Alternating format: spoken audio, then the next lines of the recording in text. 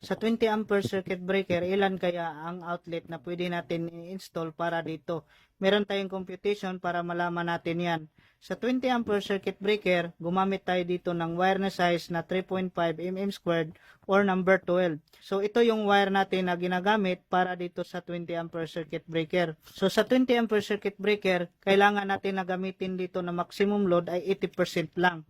Dahil kung i-100% natin yan, pwedeng masunod yung wirings natin sa outlet o di kaya yung circuit breaker.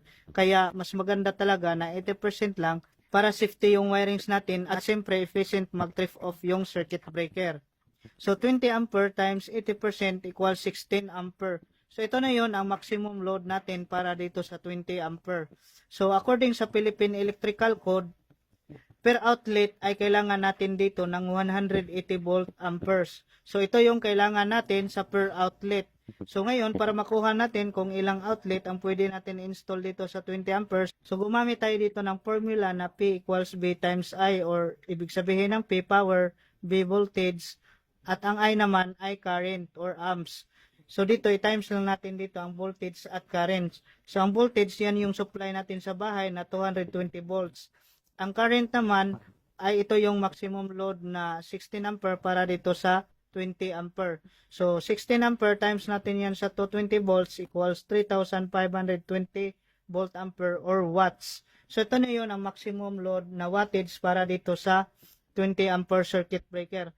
So ngayon, para makuha natin kung ilang outlet para dito sa 20 ampere circuit breaker, so i-divide lang natin yan sa 180 volt ampere. So 3,520 volt ampere, divide natin yan sa 180 volt ampere equals 19.5 volt ampere or watts. So ibig sabihin yan, pwede tayong gumamit ng 19 convenience outlet per 20 ampere circuit breaker.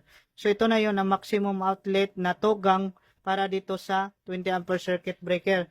So ngayon, payo lang sa mga electrician natin, itong 19 pieces na convenience outlet ay nakadepende pa rin yan sa mga appliances na ginagamit sa may-ari. Kasi itong 19 pieces na convenience outlet, pwede yan ma-overloading o masunog dahil hindi natin alam kung anong ginagamit ng mga appliances sa may-ari. So dito, example lang, yung may-ari pala ay may oven na 2,200 watts at rice cooker na 1,650 watts, refrigerator 300 watts. So marami pang ibang mga appliances na hindi kasali dito na ginagamit. So example lang, tuwing okasyon, siyempre itong oven ginagamit yan, rice cooker gagamitin yan, refrigerator, mga electric fan, TV, so automatic gamit yan lahat basta may okasyon. So example lang, itong oven natin ay 2,200 watts, rice cooker 1,650 watts, refrigerator 300 watts. So ang total niyan ay 4,150 watts. So dito sa circuit breaker natin ay may maximum load tayo dito na 3,520 volt ampere or watts. So ibig sabihin nito, kapag ginamit ito ng may-ari dahil may okasyon, so pwedeng ma-overloading itong circuit breaker, pwede masunog yung outlet or di kaya masira itong circuit breaker. So yan yung iwasan natin. Kailangan kung mag-install tayo ng mga outlet, tanungin muna natin yung mga appliances na gagamitin ng may-ari para mabukod natin yan, itong oven, mabukod natin yan ng circuit breaker or nakadepende sa matataas na wattage na appliances.